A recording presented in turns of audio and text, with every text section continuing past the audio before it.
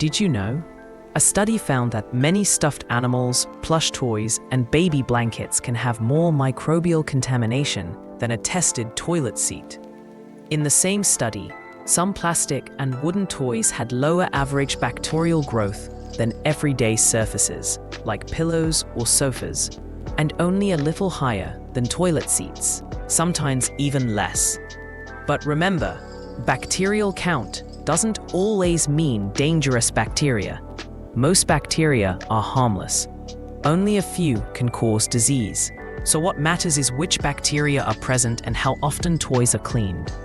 But some toys do collect more germs than others.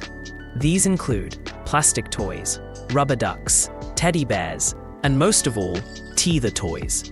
Kids put toys in their mouths. Their hands touch the floor, food, and everything around them. Dust collects, moisture builds up, and toys are rarely cleaned.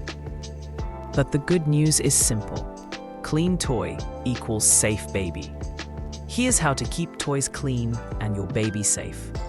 Clean toys twice a week. Use warm water and baby-safe soap. Sun-dry soft toys to reduce microbes. Boil teether toys for 5 minutes to disinfect them.